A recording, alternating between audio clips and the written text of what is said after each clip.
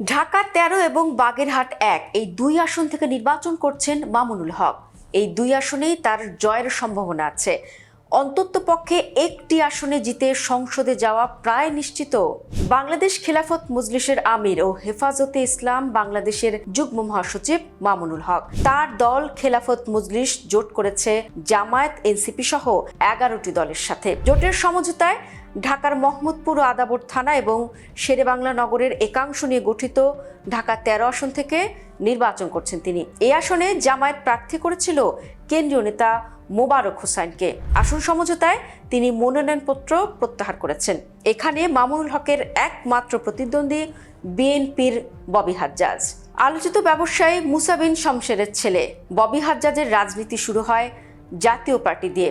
২০১২ সালে এরশাদের উপদেষ্টা হিসেবে রাজনৈতিক ক্যারিয়ার শুরু করেন। ২০১৫ সালে জাতীয় পার্টি ছেড়ে ঢাকা উত্তর সিটি কর্পোরেশনের মেয়র নির্বাচনের স্বতন্ত্র প্রার্থী হন। পরে অবশ্য প্রার্থিতা প্রত্যাহার করেন তিনি। এবার যদি প্রার্থিতা প্রত্যাহার না করেন তাহলে এবারই প্রথম নির্বাচনে অংশ নিতে যাচ্ছেন ববি হাজ্জাজ। তবে তার সরিয়ে দাঁড়ানোর সম্ভাবনা খুব কম। নির্বাচনে অংশ নেওয়ার জন্যই দল ছেড়ে বিএনপিতে যোগ দিয়েছেন ববি হাজ্জাজ। ধনকুবের মুসা বিন শমশেরের ছেলে হিসেবে ববি হাজ্জাজের নির্বাচনে টাকার ছড়াছড়ি হবে এমনটাই সবার ধারণা। টাকার জোয়ারে ভেসে যেতে পারেন ১১ দলীয় জোটের প্রার্থী মামুনুল হকও। সেক্ষেত্রে তার ঠিকানা হবে উপকূলীয় জেলা বাগেরহাটে। বাগেরহাট ১ আসনেও নির্বাচন করছেন তিনি। তবে এই আসনে জামায়াতের শক্ত অবস্থান আছে। জেলা জামায়াতের সাবেক আমির, কেন্দ্রীয় মজলিসের শূরা সদস্য প্রিন্সিপাল মশিউর রহমান এই আসনে জামায়াতের প্রার্থী।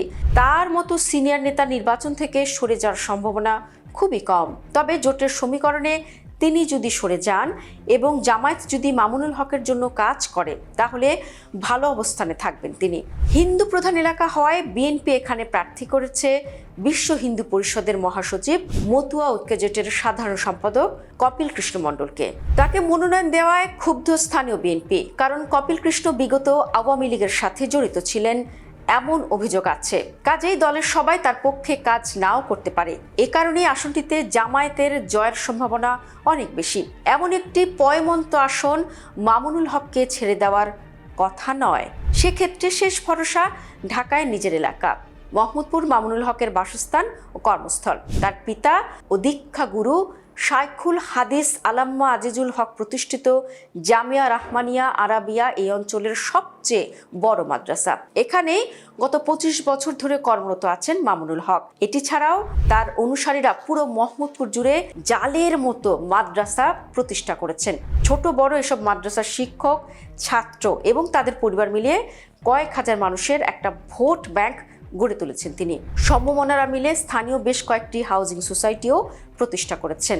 সব মিলিয়ে মোহাম্মদপুর ও আদাবরে মামুনুল হকের ভালো ভোট ব্যাংক আছে।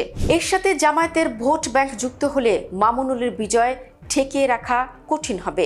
বিগত আওয়ামী লীগ সরকারের সময় অসংখ্য মামলা ও নির্যাতনের শিকার হয়েছেন মামুনুল হক। জেলও খাটতে হয়েছে।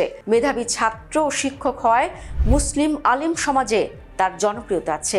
জুলাই আন্দোলনে তার সংগঠন খেলাফত মজলিস ও ছাত্র মজলিসের গুরুত্বপূর্ণ ভূমিকাও আছে।